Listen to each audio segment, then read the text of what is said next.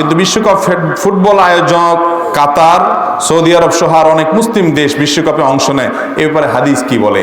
ভাই, দুনিয়ার সকল মুসলমান দেশ, দুনিয়ার সকল মুসলমান যদি সবাই মিলে কোনো হারাম করার জন্য ঐক্যবদ্ধ হয়ে যায়, তাহলে সে হারামটাকে হালাল হয়ে যাবে?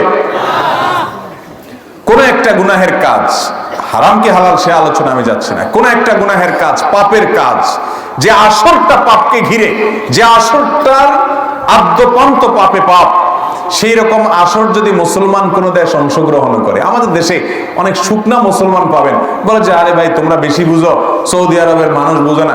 সৌদি আরবে তো এখন মহিলাদের পর্দাও উঠে দিয়েছে, এই জন্য কি আল্লাহর পর্দার আয়াত মানসুখ হয়ে গেছে নাকি?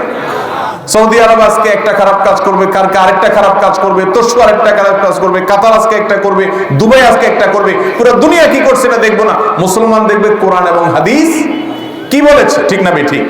দুনিয়ার সব জায়গা থেকে ইসলাম গোটায় আসবে, কিয়ামতের আগে কোথাও ইসলাম থাকতে পারবে না, সব জায়গা থেকে ইসলাম গোছায় চলে আসবে। নবী করিম সাল্লাল্লাহু আলাইহি ওয়াসাল্লাম বলেছেন, এবং মদিনায় গিয়ে ইসলাম ঢুকে পড়বে কামা তাদখুলুল হাইয়াতু ফি হুজরিহা, একটি সাপ যেরকম তার গর্তের মধ্যে যে ঢুকে পড়ে, সারা দুনিয়াতে ইসলাম ছড়িয়ে পড়েছে নবীজি সাল্লাল্লাহু আলাইহি ওয়াসাল্লামের দাওয়াতে, সাহাবাদের খোলাফায়ে রাশিদের দাওয়াতে, আবার ইসলাম আস্তে আস্তে আস্তে আস্তে আস্তে মদিনায় এসে ঢুকে পড়বে।